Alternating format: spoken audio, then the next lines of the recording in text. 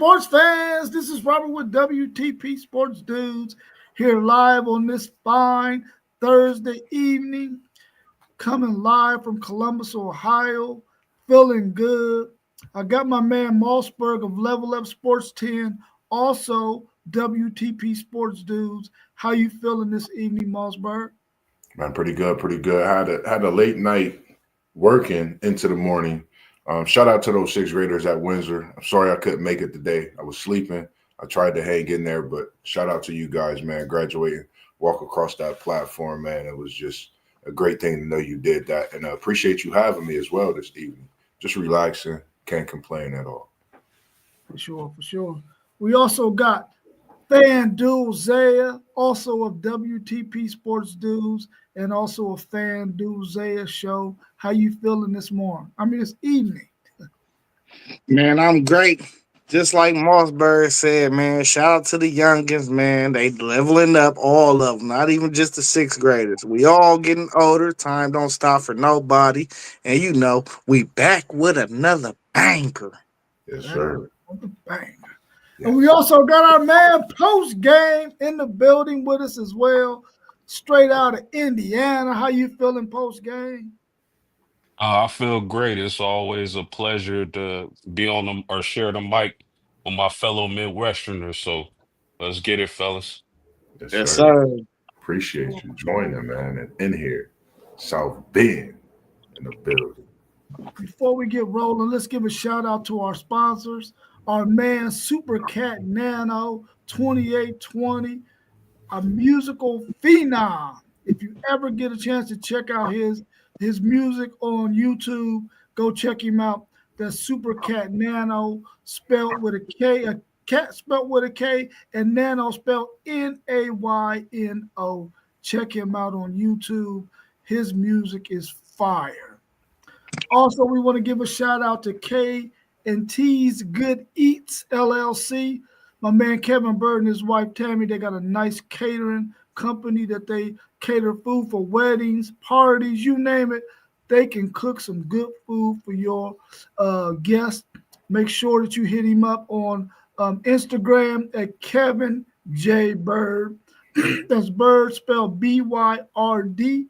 Hit him up on Instagram. Also, his sister owns Social Nutrition, Sips and Good Conversation, where you can get a nutritious shake along with energy teas and some other items that she has that can help you. If you're trying to control your weight, she can help you out tremendously with some of the products that she has at her shop. That's at 3136 South Hamilton Road, just south of Refugee Road here in Columbus, Ohio. And also our man, Young Buck, the Chief, .5991. He has his own apparel line. You can get you any authentic thing you want, whether it be a hat, a shirt, it can be jeans, it can be shoes, you name it. This young man can give you something authentic, one of a kind. So hit him up on Instagram and on TikTok at the Chief. That's DECHIEF.5991. Thank you, sponsors. Now let's get into this action we want to talk about tonight. As our man FanDuel Zaya is coming back in, he's working on some of his computer stuff. You can be on stream with us. We want to talk about if the Power Four conferences form divisions, what might the divisions look like? What might they look like? So I got a question for y'all before we get into these conferences. Do you think that if they were to form divisions, that these commissioners would have rivals in the same division? Or do you think they would spread them out, or does it even matter? I think it would kind of stay similar. They would try the best, I would say, to spread it out, because you know how the NCAA had control of a lot of things when it came to conferences and divisions. So I think they would try their best to make it as competitive, but still looking for those big games as well. So I think you'll get a mixture of maybe one or two team outside of a normal maybe conference or division, but for the most part, you will see teams in that area in those respective leagues divisions. Yeah, for me, it needs I would say that balance needs to be the focus if you're going to do something like that. Rivalries, I believe, if I don't think you can get all rivalries in the same division, but the bigger ones, the more legendary rivalries, they gotta be in the same divisions. So for that to work, I think there needs to be balance if you go to divisions. Ooh. Yeah, I'm still working on my camera, but just to tap into the question, I thought each conference was its own type of formula. As I went through it, I actually had three different options for the Big Ten. Um, but as far as rivalries, you want to keep the rivalries and the tradition going. So you had to be mindful as that. And as we go through it, you will see different people's standpoint and visions upon, even if you didn't have the same teams that is them traditional rivalries in the same divisions, maybe you created a way where you could still get them cross play games. So I thought it was kind of difficult for real, and it was a good exercise because this is possibly a way that we could see college football going towards, as we see all these qualifying teams. Even if we move to, especially if we move to like a 16 team league, you could see them breaking it down kind of like this. Even if they didn't, though, just because of the parity in the schedules are so different for a lot of teams, and we just want to weed out teams not getting into that playoff that don't really deserve to be there. Okay. One more question before we go into this to the first conference we're going to talk about. Do you think it's easier to come up with a conference champion without divisions, or do you think it's easier to come up with one if you did have divisions? I think you should have a division. I think you would. It just make me think about when post games mentioned rivalries. But I think if you have a division, I think you have that exclusive battle. And what I mean by exclusive, you had those teams that's like they're going to battle week in, week out, and play for it. Whereas now you see a couple teams, they might fall by the wayside halfway through the season if they know they really don't got much of a shot, pushing for, a championship. So I think it makes sense to definitely, have that in order to have that championship as well. Hey, if y'all don't mind, before I answer the question, I would like to send my condolences out to the Ursay family and the Indianapolis Colts community. We lost the owner last night in his sleep at the age of 65. So my thoughts and prayers are out to him and his family. Um, would it be easier? I that's a very good question. I think on paper it might be easier to crown a champion if you didn't have divisions. Because if you got divisions, maybe two teams end up in a tie. I don't know. That's a really good question. But first thought, I would say it would probably be easier without divisions in each conference.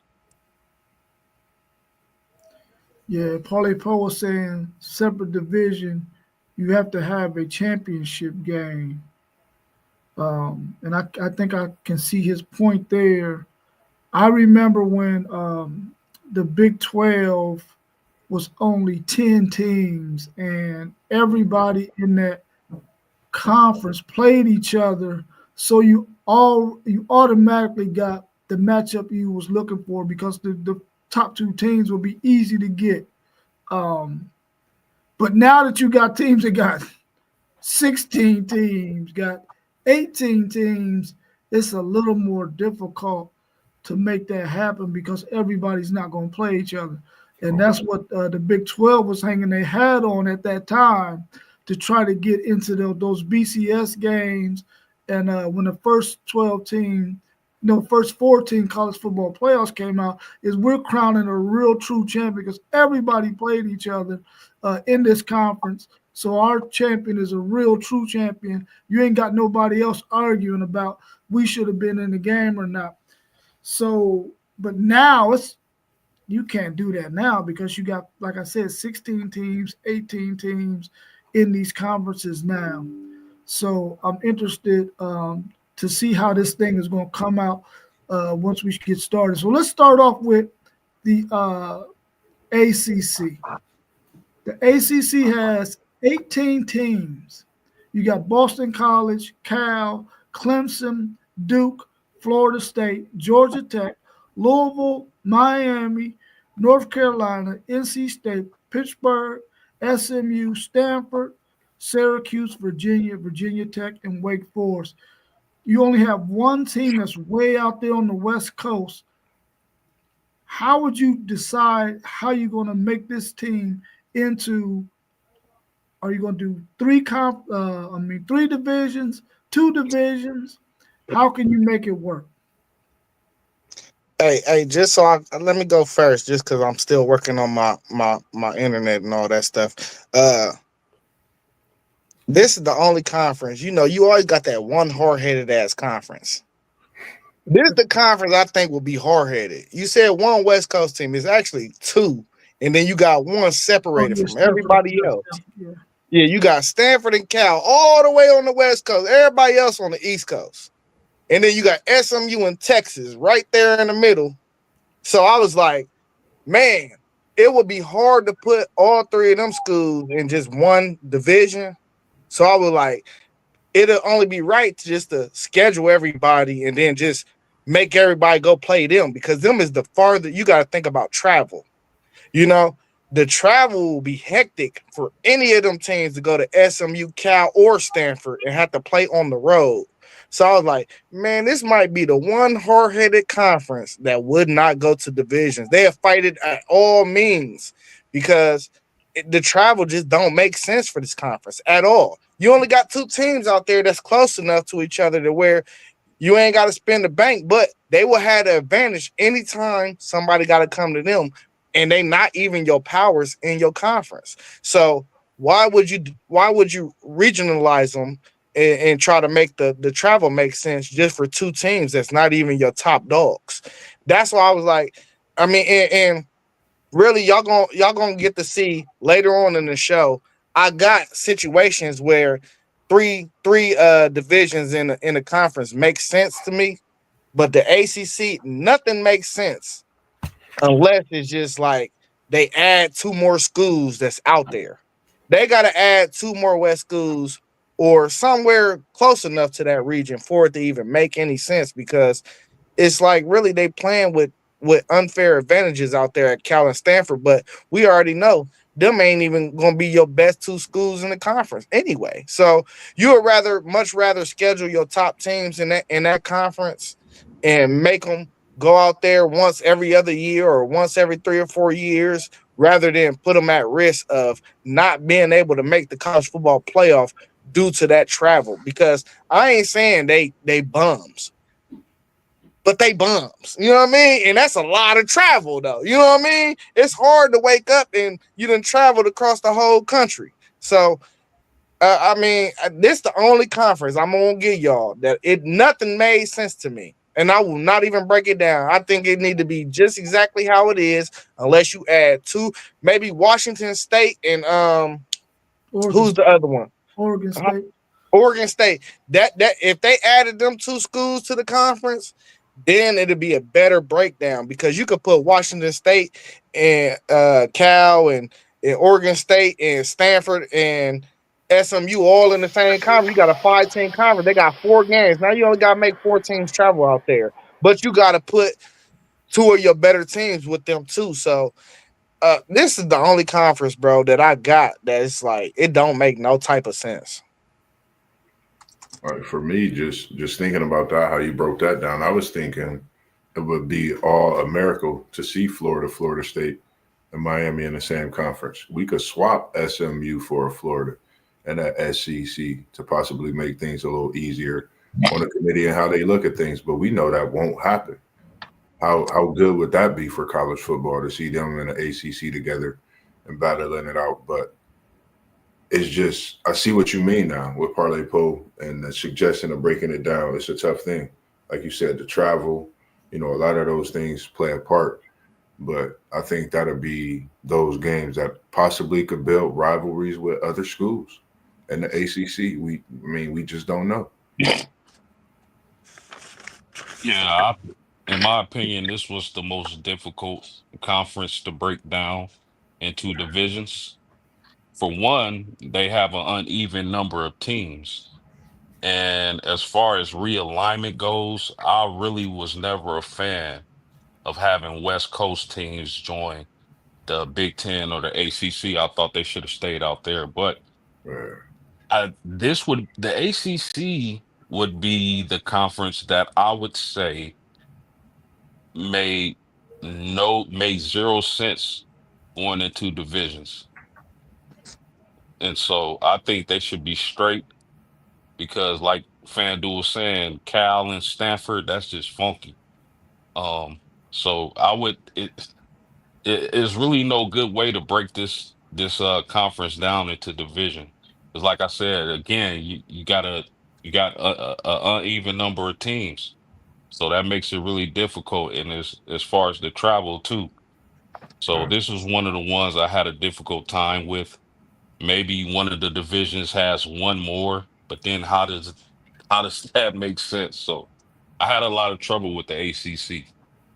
Right. Hey, post game, that 17 team thing, it like trickle everything. If it was 20, maybe I think you could figure it out. Right. But even if it was 18, it'd still be hard to kind of, you know what I mean, to kind of figure it out. But if it was 20 or even 20, it's just stupid. It looks stupid. It's retarded. I don't know. But they had to lock in the conference. You know what I mean? Some They kind of had to lock in the conference, or the conference would be like, it would be weeds right now. It would be nothing. wouldn't be an ACC for sure. It'd be smoke in the air. Yeah, that I did that one last actually because I was like it doesn't make any sense. And then you got Notre Dame, who was Damn, supposed man, I to can't be get my camera working on here. like a lightweight ACC schedule. When it comes to football, they playing a couple of teams in the ACC, and it was like, do you do a 9 and an 8? Because you really can't put Notre Dame in there, even though they playing some of those teams. Right. It was ridiculous. So you really would have to leave them all by themselves. But I said, okay, well, let me just see if I can make something happen with it. And I said, okay, I'll put Duke, North Carolina, NC State, Wake Forest in a 4-team division. I would put Boston College, Syracuse, Pittsburgh, Louisville in a 4-team conference.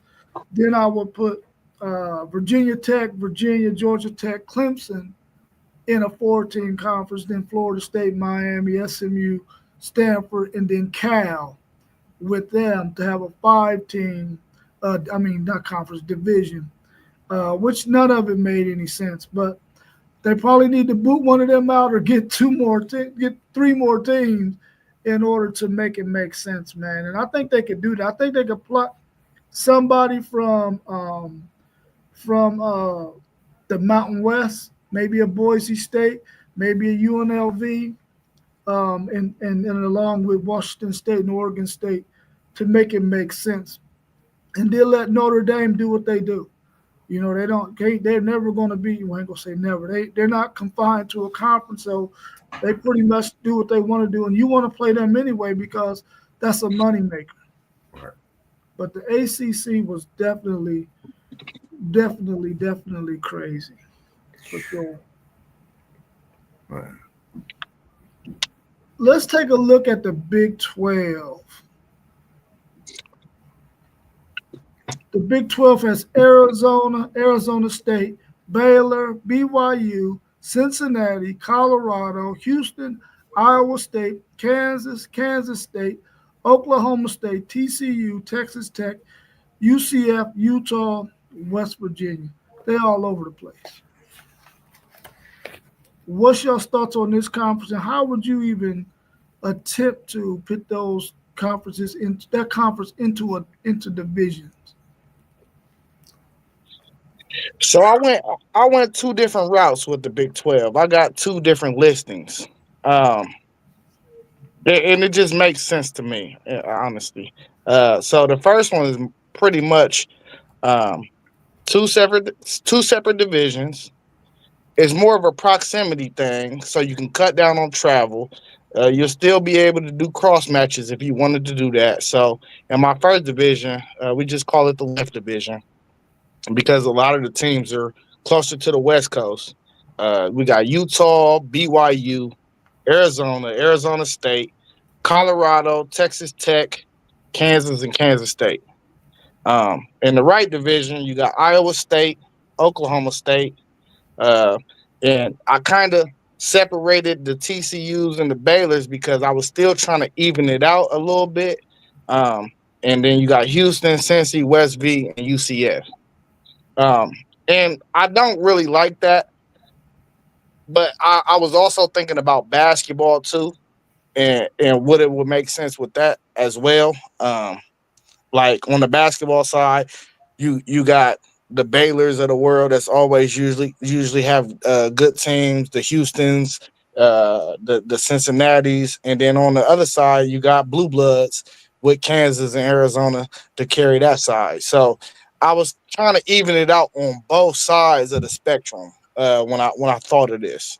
But when I broke it down to the 4-team division, because it's 16 teams, I thought it felt a little more natural and better to me. So it was kind of like I was going proximity, but I was still saving rivalries. So you got that whole Texas bracket where you got Texas Tech, TCU, Baylor, Houston. How great would that be if they had to play each other every year? That would be so dynamic. Yeah. You know what I mean? Then you got the BYU, Utah, Arizona State, Arizona. That I think that's dynamic. You know what I mean? Then in the other bracket, you got Colorado, Kansas State, Kansas, and Oklahoma State. That's dynamic because you still getting that Kansas State, Kansas, and you can still cross match with all these conferences when it's just a 14 conference. So you still getting the best product out of your conference. And then the worst one that I came out with was Iowa State, Cincy, West V, and UCF. But that bracket was so hard to do because UCF, West Virginia, and Cincy, they all kind of in the same proximity, but UCF so far from everybody else that it just is like you got to throw them somewhere, and that's the closest thing that you could put in proximity. So they really probably need more proximity than any conference that we come across just because of the money. They don't really have a program that's a blue blood in football, as Moss call it. You know what I mean, Moss? You know what I'm saying? You feel me? We don't got we got our traditional powers though, and they really don't have no traditional power in the conference right now. I mean, you can go to Colorado back in like the 60s, I guess, or 70s or whatever, whenever like before Christ. But like that just makes the most sense because you only playing a 3-team schedule. If you want to say you play every team in your division, you playing a 3-team schedule so you could fill everybody's schedule out accordingly. You know what I mean? So I think in each division, maybe when you look at it, Iowa State might be the strongest in their division, and Colorado's conference, maybe Colorado, maybe it might be Kansas State, maybe one year it's Oklahoma State. You don't know who it's going to be. It's just the trajectory of your programs. Then you got the whole Texas bracket, whoever gonna be hot is gonna be the ones that's gonna be hot. You could cross schedule with the other divisions to create certain primetime games for your conference, and then BYU, Utah, Arizona State, Arizona. It's the same thing for each division. I think that one makes the most sense to me out of all the ones I filled out for every conference. Yeah, I like this one. I see what you mean. It's like a hard breakdown, similar to the ACC, but it's not too tough. So the breakdown that you have is, one, I was looking at the other two with the Iowa State, Cincinnati, UCF, West Virginia. And now when you look at it on paper, you got to think West Virginia, UCF, Cincinnati, Iowa State. 4 teams that's really proven themselves respectively, before all the conference change, mashups, and all those different things happen. That 4 is 4 teams that you can guarantee if you go against those other 3 divisions, they're going to get 1 or 2 wins, if not 4 wins, possibly, because of the strength of how they play within that conference against each other. I think that 4 is a great look on just that Big 12 division. The matchup with Arizona State, Arizona, BYU, Utah, and BYU being a number 5 team this year, college basketball. So we got to think of some of those things that's changing the landscape as well, which is going to make and bring some of these marquee matchups. Kansas, Colorado, teams that's kind of, make a name for themselves. Then you got Kansas State and Oklahoma State. Also, teams trying to make a name for themselves who've been there, but now they got to, get themselves back in those respective doings on a year in, year out basis. And shout out to FanDuel Zay. Show off your shirt, FanDuel Zay. Definitely, you can holler at him, and he will. The merch is coming, man. The merch is coming for you. He got merch for you, ladies and the gentlemen. merch is coming. Some good shirt he got. Hey, Yeah, man. another thing. Oh, I'm sorry. Go ahead, Paul. Go ahead. Go ahead. Well, another thing I wanted to say though, in this era of football that we in right now, and I don't think necessarily it's going to impact basketball because basketball season, you playing 30-something odd games, maybe 19, 20 in conference. We're marching to the day where rivalry games are starting to mean less and less. We've seen it with my Buckeyes this year. A lot of the fan base is like, yeah, we won a natty. Who cares if we didn't beat Michigan? Speak for your mother-loving self. I want to beat them bums every year. You know what I mean? Hey, just like no. Oklahoma, Arkansas, man, nah. What we talking about? No, so when you talk about BYU and Utah, who the little bro? Who the big bro this year? We want to see that. Arizona State, Arizona. We want to see these games. Right. We don't never want to kill tradition, bro. Tradition is it's like how you pass down the chicken recipe or something. You know what I mean? This is what we talking about. We can't kill tradition, bro. This is life. You know what I mean? And I just don't. I'm not for killing tradition, bro. That's why I think if you can break down divisions and make them small enough to where you can still cross match, then you need to do that. I hate that we losing USC and Notre Dame. So that's just a lot about the tradition aspect of college football that I think if we keep on going the route we going and we losing certain traditions, and I kind of feel like they're trying to create new ones, but man, the old ones matter, man. This is the roots of it. Yeah, 100%. I am too disappointed about the USC and Notre Dame rivalry, as well as the Michigan and Notre Dame rivalry. I think we need that. We look forward to it every season, and we need to keep those traditions, as you said. When I look at the Big 12, I broke it down to 2 divisions. So I got Arizona State, Colorado, Baylor, Kansas State, West V, Kansas, UCF, and Arizona in 1. And of course, if your rival is not in the same division, you can always schedule it still. And the other one I had Iowa State, BYU, TCU, Texas Tech, Cincinnati, Houston, Utah, and OK State. I tried to balance it out as far as which teams I thought were going to be good, and and balance it with the bad teams as well. And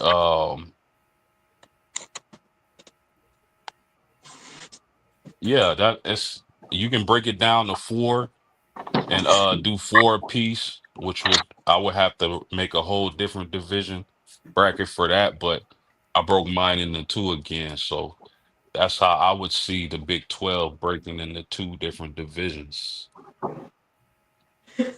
Yeah, when I looked at it, I said, man, I'm not even going to think about no two divisions. I'm breaking this thing down to four divisions, and mine was very similar to FanDuel's. Only instead of Oklahoma State over there with Kansas and Kansas State and Colorado, I put Iowa State over there, and then instead of having Oklahoma State, with them, I put them over there with West Virginia, Cincinnati, and UCF. So mine was very similar to his. And the way I would schedule it is you're gonna play everybody in your division, then you're gonna play everybody, two teams in all the other two divisions. And then the next year you're gonna play the other two teams in the division, and then you'll flip-flop it around where you go to them. However it was, if you went to them or they came to you, you'll flip-flop it 2 years later. To make it easy for scheduling, you'll get your 9 games, your 3 in your division, and then 2 in each of the other 3 divisions, and just do it that way. Simple and easy. Sort of like how the Big 12 used to do it when they actually had 12 teams and they had the 2 divisions that they had back then. They would play the 3 and 3. So no, I'm glad you mentioned that, because I did not speak about that, and I probably should have. So we've been talking about teams playing 9 conference games, right?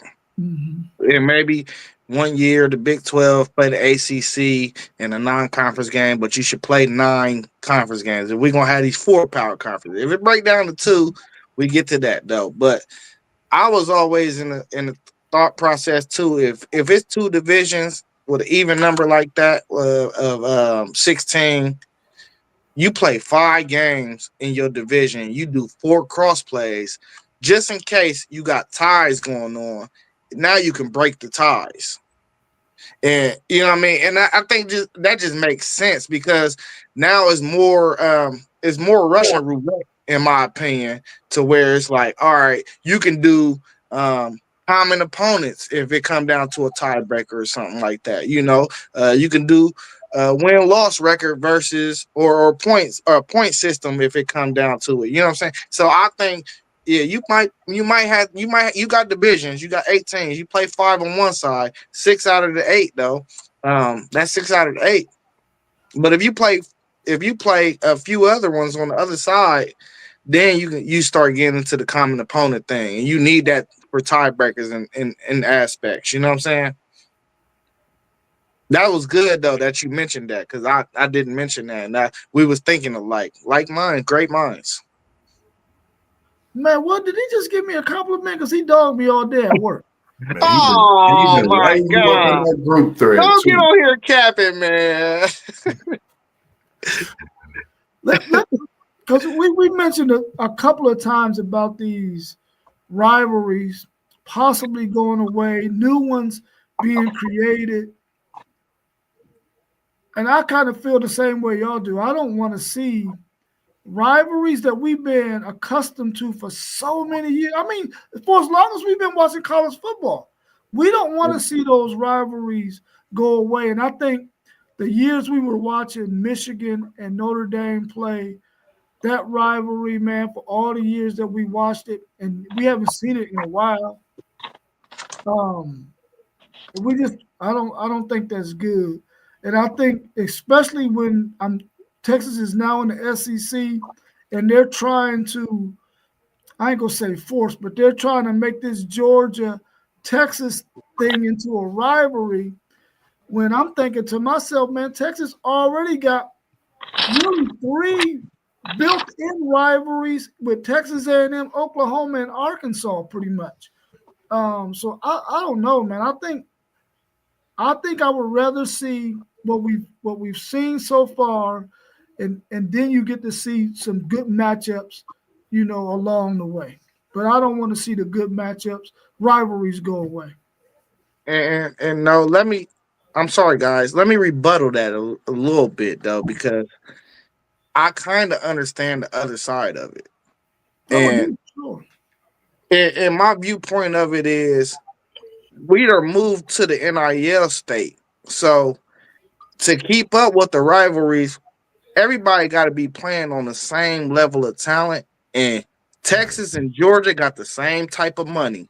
So we can expect them to go at it for years and years and years. I don't necessarily think that Arkansas is going to be able to keep up with y'all. They might fall up. Y'all might beat them just like how we was beating on Michigan for 20 years. You know what I mean? They might beat y'all 4 times over the next 20 years. And then for the next 2 decades, it might happen again. And that's what the scary part is of NIL, is that really wherever the money is where the money going to go. You know what I mean? So you got to create new rivalries in that aspect. You got to, because the rival that ain't got as much real estate is not going to be able to keep up, man. They're not. And that's why it's like, all right, Michigan, our rival. They done created Penn State to be our rival. But as we see, they trying to make Oregon our new rival, because Oregon got a bag like we got. So I'm kind of cool with a mix with a little new, but I don't want to get rid of the old all the way completely. I think it's certain things, like how we was talking the other day, Texas Tech and Texas. I don't care for that rivalry. I really don't care for that one. That's little bro. That's like Ohio State and Cincinnati, but the only difference is we don't play Cincinnati. You know what I mean? That's the only difference for real. But I'm guaranteeing you, if I look up the stats of Texas and Texas Tech, y'all probably beat on them the last 10 times. You know what I'm saying? So I don't want to see that. I don't. And I think the rest of the country is probably in agreement to that. That could very well be true. But in terms of Arkansas fans, Texas fans, Oklahoma fans, Texas A&M fans, and Texas fans, they as fans of those 2 universities, they want to continue to see that. Now the rest of the country, maybe not so much. Not like in comparison to Notre Dame, USC, Ohio State, Michigan, But I think the fans still want to see those games. Anything else y'all want to add about the Big 12 before we go to the SEC? Go ahead, fellas. I do got something to add. Nah, we good. Oh, well, I think out of all the conferences, this is the conference that's most likely to split and get rid of first. If I just had to say it, because when you go down and you look at these schools, maybe they might be able to stay intact and on the basketball side, but we done seen schools switch conferences just for football. This conference, it's really no big names on the football side. So I think they should be the first ones to call the Notre Dames of the world, the Washington States of the world, go to the Mountain West and call the Boise States. And I think they need at least 4 schools that bring enough cachet to the conference to actually stay intact within the next decade. Because in the next decade, I could see this conference fizzling out. Well, let me ask y'all this, because since you made that statement, I want to ask y'all this: is there any team in the Big 12 that has an allure that an SEC team would want? I mean, the SEC conference would want, or that a Big 10 conference would want? And the same for the ACC. Is there any teams in either one of those conferences that would draw the attention of the Big 10 or the SEC? I gotta the Big Ten likes that West. I don't know what it is. They like going West with Washington. You know, they got Oregon. So I was thinking BYU. I don't know why. You know, the physicality. You know, maybe they'll come around and be a team that can, you know, that could make some of that recruiting, you know, pan out. But just seeing how they go West, you know, BYU may be one of those teams. Just my thought. I don't know if there's a team, but I do know there's a coach, and that would be primetime Deion Sanders. Yeah, Yeah. yeah. Outside Sure. of that, geographically, maybe Iowa State makes sense for the Big Ten, but that's about it. I would say two schools. I like the Iowa State post game because geographically it makes sense. I don't know what Iowa State's academics is. Academics play a big role in schools coming into conferences more than people think. But I would also say Texas Tech because they got money. They gonna get revenue. You know what I mean? So them is the two schools that kind of would make sense. And we don't really got a Texas market either, so it would make sense to get into that market. So them are the two schools for me. We don't like we were just talking on the last stream or the stream before that one. I would say about the Big Ten and if they went to this 3-6, 4-5 play, where would we play these games at? Because it got to be on a neutral site and it got to be in a dome. If we move to Texas, we could find somewhere to play. You know what I'm saying? Because we have that market now, but we don't have a market where we got a lot of domes. So them are the two schools for me, definitely. Outside of that, I don't see nobody else really fitting. None of the other schools really make sense to me.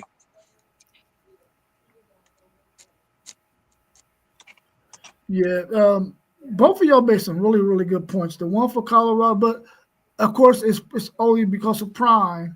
But if he's not there, then of course, nobody really wants Colorado. And then I like the point about Texas Tech because you got the Texas market, they got bread, and they're gonna always be able to compete in terms of getting some players with NIL with their NIL bank that they got.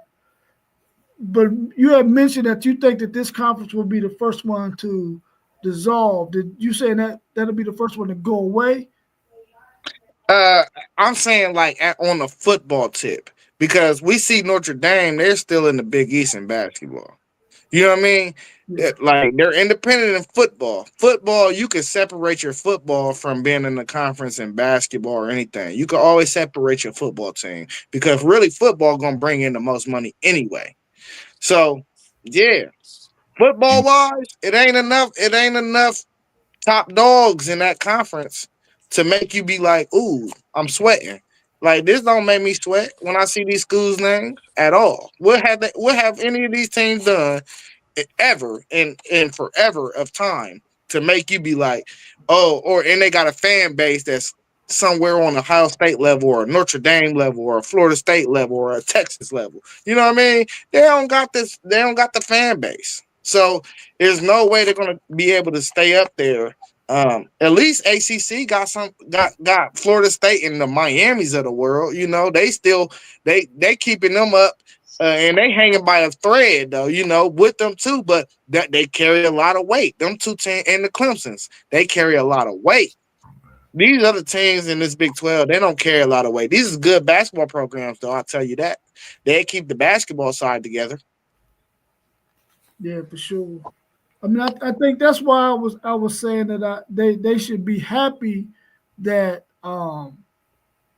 they're going to possibly get two automatic bids in the college football players if it goes to 16 teams.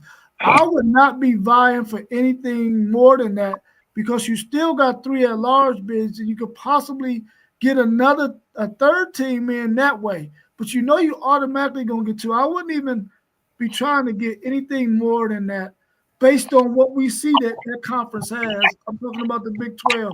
You shouldn't be trying to get no more than two automatic bids. with hopes of getting another at-large bid team in there. Now Let's, that you saying that if we move to a 16 team playoff? yeah, Yeah, okay. Yeah, that makes sense. if we And move did to y'all hear the news today? Yeah, that new playoff. Yeah. Yeah, So, the seeding. yep. what's the new seeding? They're going to go with the top 4 teams. No, Yep. no. It's The, it's the, just regular seeding.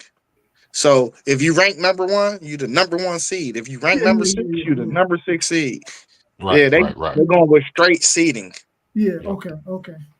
Well, that's good. So Boise State wouldn't have been 3; they would have been 9. Where they should have been. They crazy. Yeah, right. All right. Well, let's take a look at the best conference in college football, the SEC. Why you ain't leave it last, man? Because the Big Ten won the last 2 national championships. I can't disrespect Respect. them like that. Respect. Yeah, Yeah. for sure. So we got Alabama, Arkansas, Auburn, Florida, Georgia, Kentucky, LSU, Ole Miss, Mississippi State, Missouri, Oklahoma, South Carolina, Tennessee, Texas, Texas A&M, and Vanderbilt.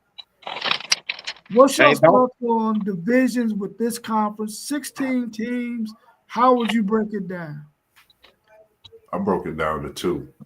I did. I did it. I think I just did it as easy as it was for me, knowing how the SEC is with the battles: Bama, Arkansas, Auburn, Missouri, Texas, Texas A&M, then South Carolina and Oklahoma, in that first division. Then Georgia, Kentucky, LSU, Ole Miss, Mississippi State, Tennessee, Florida, and Vandy in the second division for the SEC. I just put it in 2. I think you build that Texas A&M rivalry. We know how that could be, and with the way the SEC is, we know how a Florida Georgia could fare out. And me personally, I know how everybody liked the Georgia Texas. If we could have seen a Texas Alabama, game, I don't know. Some of the games that I think we could build with the division split would be great. I would love to see a rivalry like that built, Texas versus Alabama. Hey, go ahead, post game. I want to hear what you're gonna say. Yeah, I simply broke it down to 2 different divisions. Again, I tried to create balance.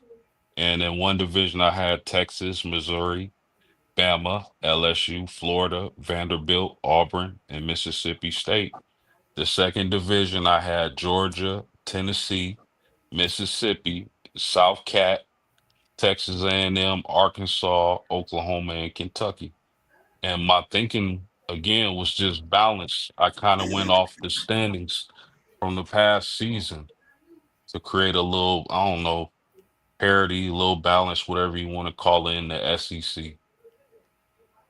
And you still create some crazy rivalries that could happen. I think that's the reason I like how all of our lists is looked at, because you see a lot of rivalries being created with just the picks that we don't have in each respective division or breakdown that we have. So I like that as well myself.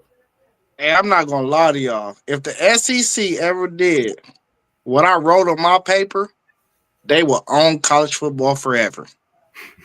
Because I single-handedly cracked the code.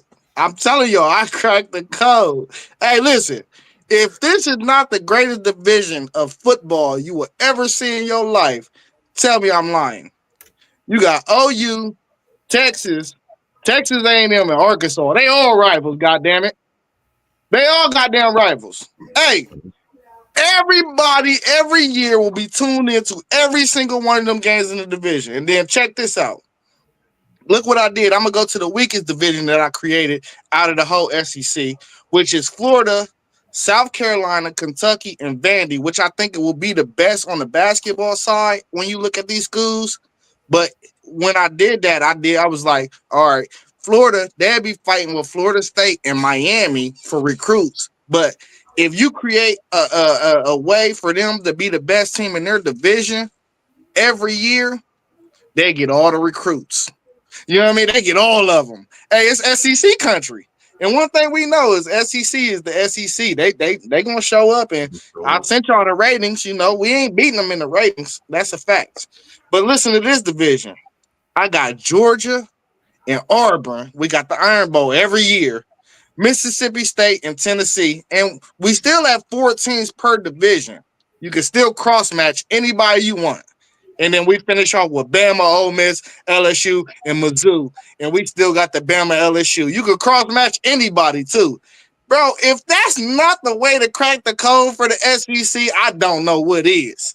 You know what I mean? I just cracked the code for them.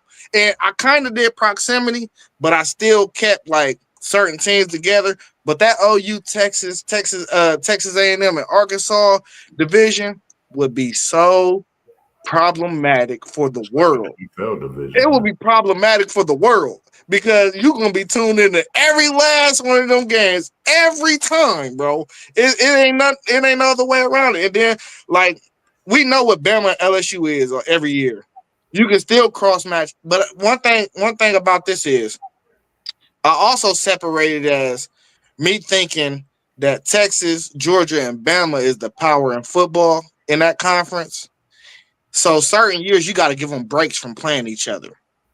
You know, you don't want to see them bumping into each other every year. You still want them to bump into each other enough, but they're going to bump into each other enough in the conference championship game if you hold one, or the 3 versus 6, 4 versus 5.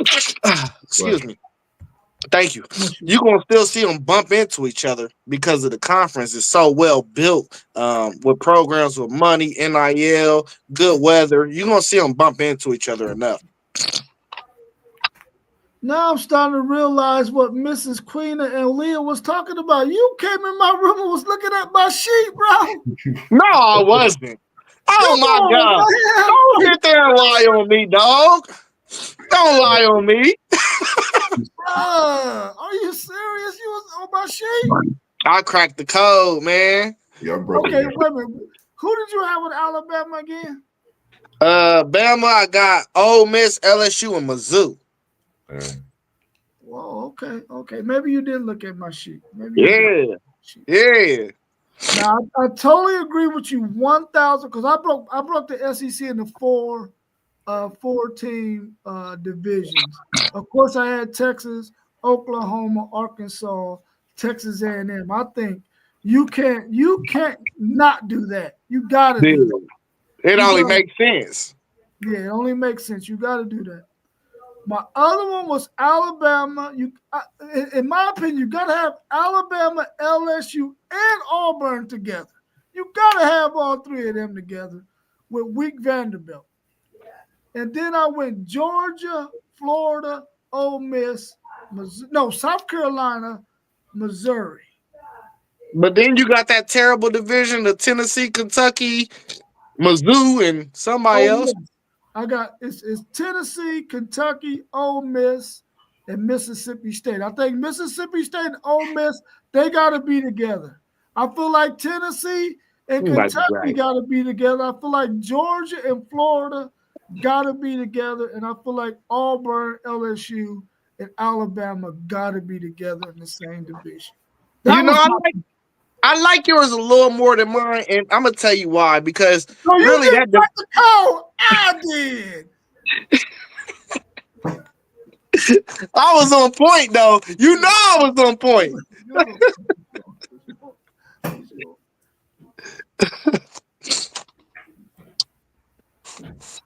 I think that like you were saying about that Texas division, you got 3 rivals every year, and then I think to keep from having to play Alabama and Georgia and Texas and Georgia and Texas and Alabama all the time, you do the same thing that I was saying in the other division with the Big 12, and you play 2 teams, and then the next year play the other 2 teams from those other 2 divisions, and just keep doing it like that. But always playing the team that's in your division every year to make it easy and simple. Facts. Well, so when you say that, as I'm looking at it, I will only do that with my divisions with the OU, Texas A&M, and Arkansas division, and I would do that with the Florida division. But everybody else, you play everybody in your conference every year. The other two ones, you know what I mean? You play everybody not in your conference, in your division every year. Georgia, you play Auburn, Mississippi State, and Tennessee every year. Bama, you play Ole Miss, LSU, and Mizzou every year. You cross match with everybody else though. Yeah, yeah, that would be cool. That would be cool. Mm, Any other things y'all want to add about the SEC before we go on to the last conference, the Big Ten?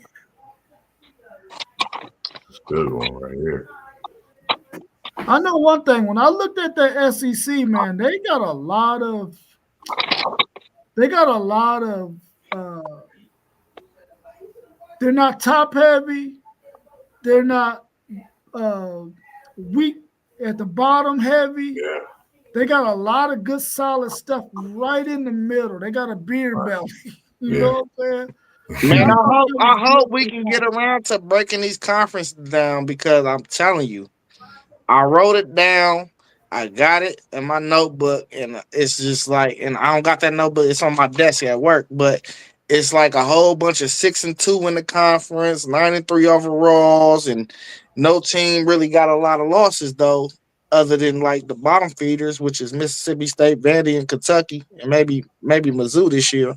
Yeah.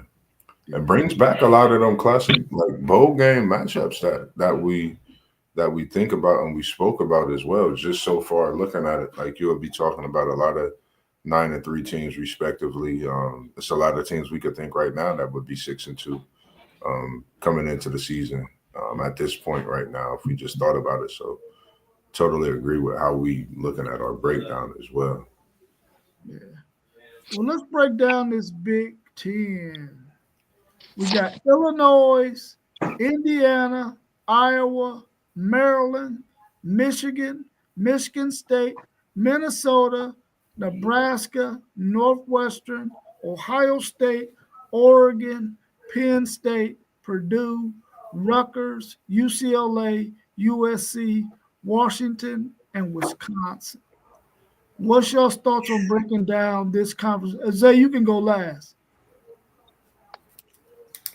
I don't I don't know if I'm gonna break this down as easy as possible or as easy as possible.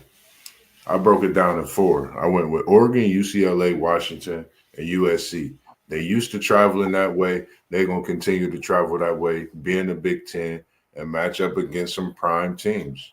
USC looking at Michigan to possibly be a newborn rivalry. And of course, we see the Oregon and Ohio State matchup that's building. We could look at Washington and a possibility of playing another opposing team and as well as UCLA, in the years to come, and how they may fare out. But then the next one I have Michigan, Maryland, Michigan State, Iowa, Indiana. And then the third one I have OSU, Minnesota, Penn State, Rutgers, and Illinois. And then in the last one, I'm missing one team. I got Northwestern, Purdue. What is that? Northwestern, Purdue. I wrote it down so fast on my chicken scratch. It's a couple other teams for the last division. Um, I mean, it wasn't pretty tough. It was fairly easy. Just keeping the teams that came from West, USC, Oregon, UCLA, and Washington in the same division, playing against each other, and branching out the rest of the Big Ten. That was just my way of doing that. Yeah, again, man, key word for me when we doing these breakdowns to divisions is balance. So in one, I broke it down to two divisions. In one division, I have Oregon, Penn State, Iowa, Michigan, Rutgers, Washington, UCLA, Wisconsin, and Maryland. The second division, I have Ohio State, Indiana, Illinois, Minnesota, USC, Nebraska, Michigan State, Northwestern, and Purdue. We got. I purposely made sure Ohio State and Oregon were in separate divisions, as well as Michigan and Ohio State. I believe Oregon and Ohio State may be the cream of the crop for years to come. But who knows? You know, we can never count out Michigan, Penn State, Iowa. But again, the key word for me when breaking down these divisions was balance. And so that's what I tried to execute. Yeah, I looked at two different combinations, but I actually like the two team combination better. But my three division combination was Ohio State, Penn State, Indiana, Purdue, Rutgers, Wisconsin. Then we had Michigan, Michigan State, Illinois, Northwestern, Minnesota, Maryland, which is pretty weak.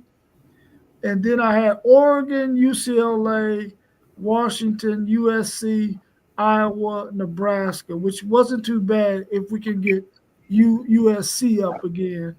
But of course, the weakest one was that Michigan division. So I said, nah, I got to break this down into two. So I went with Ohio State, Oregon, Washington, Indiana, Purdue, Nebraska, Wisconsin, Rutgers, Minnesota. And then on the other side, I had Michigan, Penn State, USC, UCLA, Michigan State, Illinois, Northwestern, Iowa, and Maryland. I feel like I had to keep Michigan and Michigan State together, and I felt like I had to keep Indiana and Purdue together. So, not really that big of an issue, but I felt like I needed to have those teams in the same division together. Which, like I said, USC needs to get up in order to make that two-team division look good for Michigan and Penn State, because I think Ohio State and Oregon in the same one on my list is a much better top two than Michigan and Penn State at this point. Yeah. I totally agree. I actually got three different breakdowns. In my two-team division, I went with all the West Coast schools, so Washington, Oregon, USC, UCLA, just to keep them over there, and you cut down on some travel and expenses. Then I got Wisconsin, Illinois, Nebraska, and then Iowa. On the other side, I would have Ohio State, Michigan, Michigan State, Penn State, Indiana, Northwestern, Rutgers, and Purdue. I think that makes sense as well. Then I went with a proximity where it's a three-team division. It's more of a proximity thing more than anything. So I took all the schools west that was Western, and then I took all the schools that was Eastern, and then I took the middle school. So you came down with Washington, Oregon, USC, UCLA, and then you just was like, all right, just throw two more schools with them, which I came down to Nebraska and Iowa, and I felt like that'll help Oregon and USC stay at the top of the pack. They'll probably fight each other more often than not.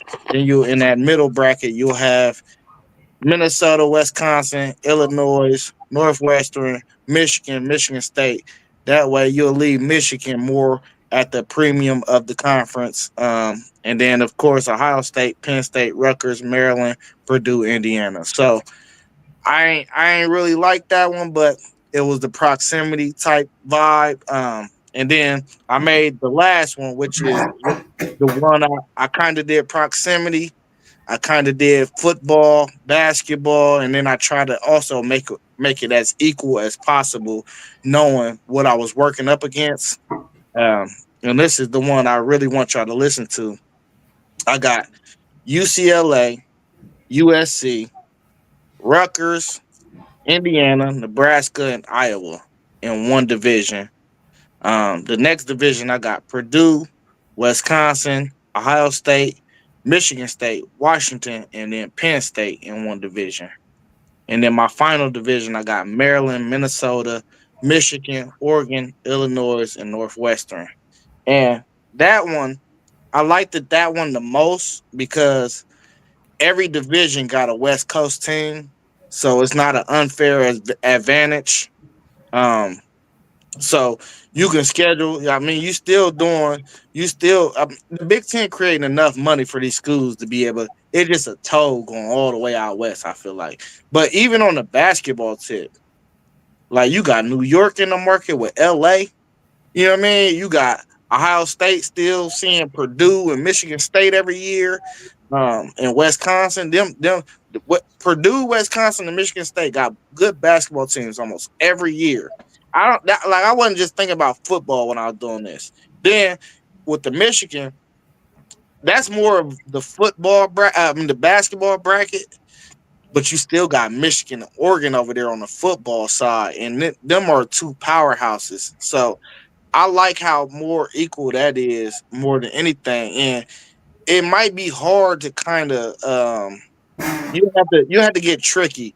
You have to get tricky. You might have to do something like, or you take your top two teams, especially if we go to 3-6, 4-5, and then that team advances to the playoffs. You might have to get tricky and just be like, these are our top two teams, and then you might have to create a system where you take the next two teams from any division out of that. You know, I don't know. It's a system. It's like I haven't worked on that type of math yet. But when you get tricky when you get to them three divisions of teams. You know what I mean? It get real tricky. You got to create some real creative math to actually get your best teams into that college football playoff. So I don't know. I like that 3-team division more than I like the other ones. Like I don't really like the proximity too much because you got USC and Oregon for sure, but that Minnesota, Wisconsin, Illinois, Northwestern, Michigan, Michigan State, that just don't sit right with me. That is terrible on the football side. It's so bad. It's so great on the basketball side. I like it on the basketball side. I do not like it on the football side at all. So, I mean, it will be hard. It'll be tricky. I think the Big Ten need to add 2 more teams. Really, for if you was to break it down to a division, you need to go get Notre Dame and Clemson, and then it could really sit right. Yeah. Let me ask y'all this. I got a couple of questions that I want to ask y'all. Do you think it's easier to, because I heard a lot of two divisions in the conference and a lot of 3 divisions in a conference when it came to, you know, the ACC and the Big Ten. Do y'all think it's easier to schedule games with those kind of setups or a 4-team division? So it depends if you basing it off of proximity. Because if you base it off of proximity, you got a lot of schools fighting for the same recruits. So sometimes certain schools in that division can be down.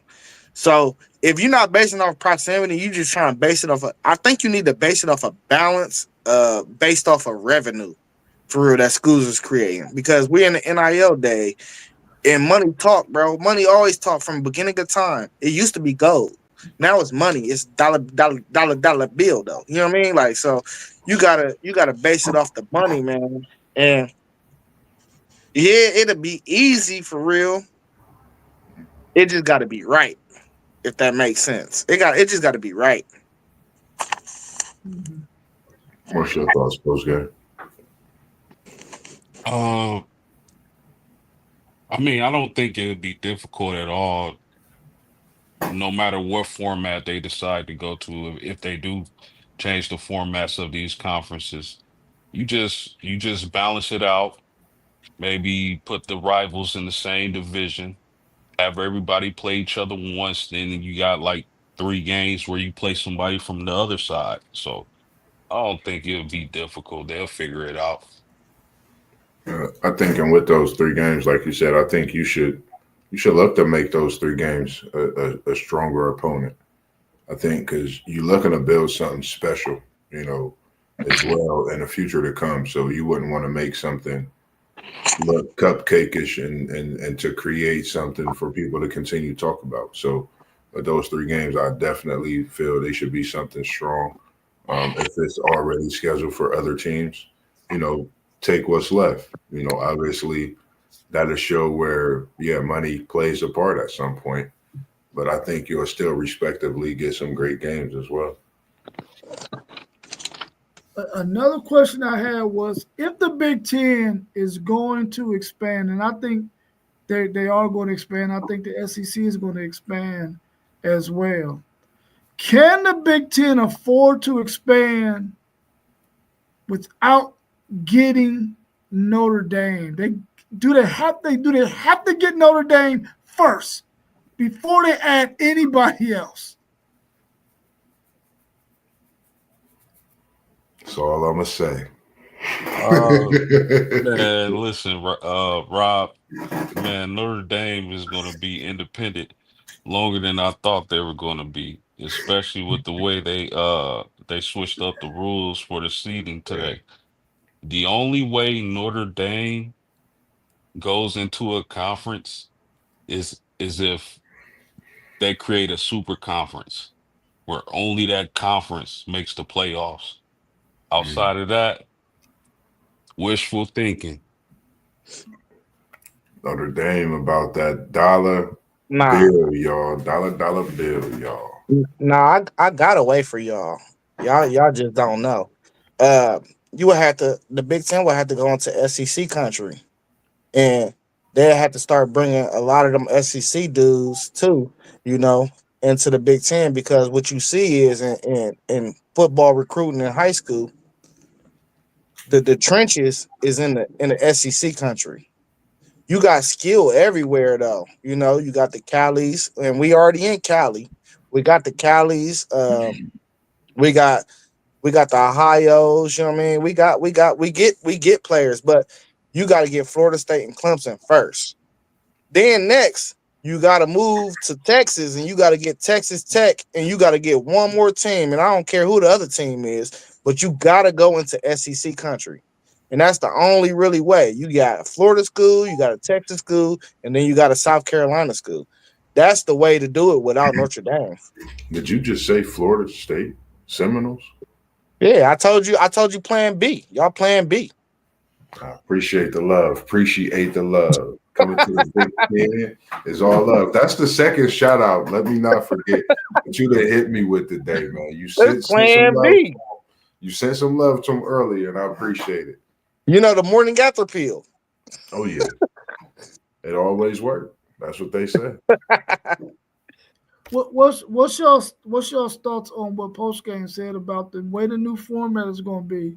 It's going to be very difficult for anybody to try to get Notre Dame to join a conference because they're always going to make the top 16. Once they go to 16 teams, they're going to probably always make the top 12. It's the only team since I've been watching college football that I can wake up every Saturday and I know I'm going to watch some Notre Dame football at some time during the day. It don't matter. They on TV. If you doing that year in, year out, I don't care what nobody say. All you got to do is win. They got to respect it. You're Notre Dame. They not going to keep you out of anything pushing from here on out because if they would have, it would have been this year. It would have been this year. And post game, shout out to post game. My little brother is a Notre Dame fan, and I'm gonna definitely talk to him about you, man. Great guy indeed you are, and he would love to talk to you as well. But yeah, you can't keep South Bend out of it. You talking about branded by Adidas, branded NBC. I mean, not even that, just the academic side. So you're talking about just everything when it come across the board. Notre Dame student athlete as well, so it's a tough thing to break. And maybe they're on to something that no one's really paying attention to. They've been holding their own and they've been standing firm for quite a few years. That could be something to look at, later on down the road if this is something that continues for Notre Dame in these years of all of this nail going on as well. I wish brother T1 was on the stream because he hate this. He hate it, man. He would go on and on about this. T1 would go on, but we got to be honest about this too, though. Like Notre Dame got their own battle that they fighting. Yeah, they getting all this money, and who's to say it's necessarily going to the football program? I think it's really going to the university. They got a lot of money to play with, though. Don't get it twisted. But the fact that it's a Catholic school, you only can recruit certain type of kids. You can't just recruit anybody. So I think that'll keep them at bay, and that's one side of it. But I also think that if it becomes 2 super conferences, that even if it's at bay, you could kind of probably force them into it. So it's 2 sides to every story, and that's just my 2 sides to it. They got Catholic, and they gonna fight against that and get recruits, and then they got hella money to spend. And I mean, if it's 2 super conferences, they gonna be like, hey, either you gonna come with us or you're not. You know what I mean? You better have an undefeated season if you think you're getting in here, though. So that's just how I feel. And it definitely, if the SEC and the Big Ten expand a little more and they go north of 22, north of 20, let's say 24, 22, man, it's going to be a hard fight for Notre Dame to play a schedule enough for everybody to think that they one of the best teams in the country. And if they lose, that's going to hurt you every time. You know what I mean? So it's a play against good and evil for me. If I'm the commissioner of the SEC, I'm going and I'm talking to the ACC, and I'm going and talking to the Big 12, and I'm saying, listen, this is what we need to do. We need to say, Notre Dame, you want to be independent? Stay independent. You can never join a conference, ever. Just stay independent. We ain't going to bother you. We're going to let you do what you do. Just don't go over there and join that damn Big Ten. You a hater. You a hater. That's what I want. Oh, my God. We already know the reality is if they're going to ever join a conference, and I don't see why they would because they're already doing what they do. But I'm blocking the hell out of that, bro. You a Big Ten hater. Hey, no, you a Big Ten hater. I know if I can't get him, I'm blocking him from going. Man, you know how much bread y'all would have if y'all got Notre Dame and a Big Ten. Oh my God, that is a Big Ten hater for y'all, man. I hope y'all feel to the Big Ten. So let me ask you a question, crazy. Rob. Does those same rules apply to UConn and UMass? They don't matter on the football side, bro. Like you could do whatever you want on the basketball side. You can do whatever you want. So it's just because we Notre Dame, then. Just football. Okay. I mean, because the reality is, why would any other conference outside that you ain't got no chance of getting Notre Dame? You don't have. Well, all our other sports are in the ACC. But you know what's ironic is back before all of our times, Notre Dame was in the Big Ten and got blackballed out of the Big Ten. Really? Yes. How ironic is that one? Wow. I don't know. I'm gonna have to look that up. Well, don't go back to their funky butts then. It's a book out there. It's one of these. It's a USC book that my dad got. That I read about back in the day. Got the Notre Dame history, USC rivalry from back when it first started. And it talks about that specifically, about that Notre Dame Big Ten thing, the situation. Like, it's crazy. Like, some history I can't remember. Y'all probably talking about the 40s and the 50s, though. That like it's way before. Y'all talking about before Christ. Nah. Yeah. Let's mention it. Y'all talking about before Christ. It's not that before, but it's crazy on the college football history, man. Somebody give me a date and a number. Somebody give me something. It's before Christ. I'm telling you, it's before Christ. 1950 is BC for me. Listen, Notre Dame is doing fine. Marcus Freeman got the Irish on the right track. Yeah. He killing the recruiting classes. If you've been to South Bend lately, they've been building and adding on to that university. It's beautiful. It's a small Catholic school. And me personally, I'm excited about the future and where Marcus Freeman is taking this program. I hope Ohio State stays relevant. No offense, because no offense, because it is. Because I know if y'all end up firing Day, y'all gonna come full force for Marcus Freeman. No, we And I not. don't want that I don't want that to That's not, happen. bro. Why Post. not? That's not the first guy we going after. We going after Vrabel. In the NFL? Yeah, we going after Vrabel. Okay. Well, yeah, I agree with you, man. Freeman definitely is doing his thing down there in South Bend. He's answered a lot of critics. He's laid to rest, a lot of, comments that's been in the media about not winning a big game, through a lot of scrutiny, even in, after the loss they took earlier in the season, and to make that type of playoff run, as well as Ohio State for that natty run. Let's not forget that, y'all made a historic run this year. And then when we think about Texas, everybody's been looking forward to this year specifically. They've come in and definitely shocked, the SEC and doing what they've done. But just waiting for this Arch Manning era to take off. Just excited for a lot of those things this forward. I mean, coming into this college football season, August 30th, as well as what Notre Dame going to do. And, of course, what the Seminoles going to do. Can I ask you a question, Mossberg? Yes, sir. Because I know I've been throwing jabs at your team, and it's all a lot of fun. Oh, But yeah, for sure. What makes you like? Because I want to know, like, what makes you so confident that Florida State bounces back this season? I'm an athlete, man. We all want to know. We all want to know. I'm a certain way. I'm gonna sum it up like this. For me, when you bring in pieces for a team, and I've played sports, even though it was on the basketball side, it take me back to my state run. We brought in pieces to that team, and it became a brotherhood.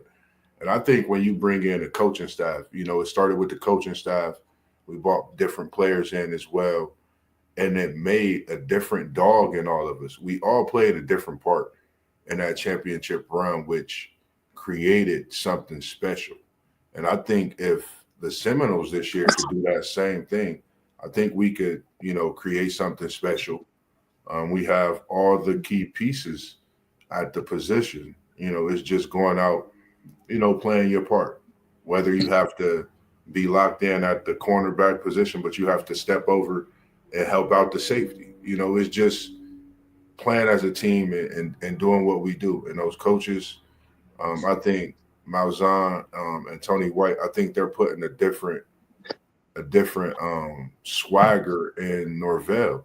That's just my feel, and that's just how I'm looking and seeing things. I just have that type of feeling with my Seminoles this year. That's how I see it.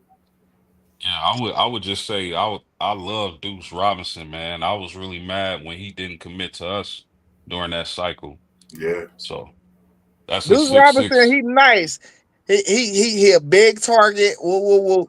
But y'all replacing a whole staff. Y'all replacing everybody on offense, on defense. Y'all got everything new. We ain't going 2-10 and 8-4 or 9-3. Like, we're not doing that, bro. Y'all going 7-5 at best. You my brother, I love you though, and I'm gonna tell you on stream. Bro, it's okay. Y'all 1 or 2 years removed. Y'all got to keep the momentum going into this year. Win 5 games, win 6 games, keep on recruiting heavy. And then next year, after that, keep the same momentum. We got to build it. We got to build it, man. We on a different level, man. I feel something different. That's all I'm going to go. I'm going to go with what my thought is and what my feel is, and it's not going to stop.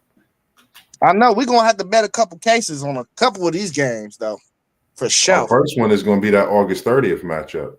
But you think you about to get an easy case, bro? Stop.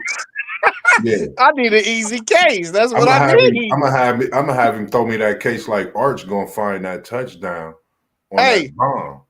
hey. First game of the season, y'all losing 35-10. 35-10. If this what we gonna do, we gonna if you know what it is, if y'all lose and we win, you know that's two cases. You know how we do. That's the bet. The cases. The cases are I all ain't got betting it. you on my game. I'm betting you on your game. And Me I'm betting and the homie playing. We got to bet. Me and you, we ain't playing, but we can bet too. Like, we ain't double betting. No, you ain't we ain't doing no double ups. No, we gonna bet on your game. I'm gonna bet the homie on our game. That's what we doing. there it is. He was nervous about double betting. I ain't nervous. No. Y'all be trying to finesse, but y'all can't finesse a finesser, dog. I got the 3X. Yeah, post I got game the ain't out of 3X. this because we got his fighting Irish too this season. You ain't out the gutter. No, Hey, no, hey, we don't play y'all this year. Oh, that's right. They We don't stopped play y'all it. this year. They stopped that. Hey, post game. We play y'all this year. We'll see y'all in the college football playoff. So we're gonna hang that bet until we see how the tools drop. Because we played y'all last year in the playoffs. So I'm gonna assume we're gonna play y'all again in this playoff. You feel me? So yeah, we're gonna wait until that come around though. We gotta bet. It's lined Yeah. up. We gotta solidify it. Y'all gotta make it though. Yeah, y'all gotta make it too now. Oh, hold on, slow down. Y'all lost a Slow lot. down. Your You boy, what's the OC? What's the OC name? Brian Hartline, he in line too. He in line too for No. head coach. What's the one that left? Who, Chip The one, Kelly? The racist? yeah. Bro, Chip, listen, I agree with you. But during that national championship game, you gotta admit Chip Kelly was in his bag. Man, that was Ryan Day. Stop playing.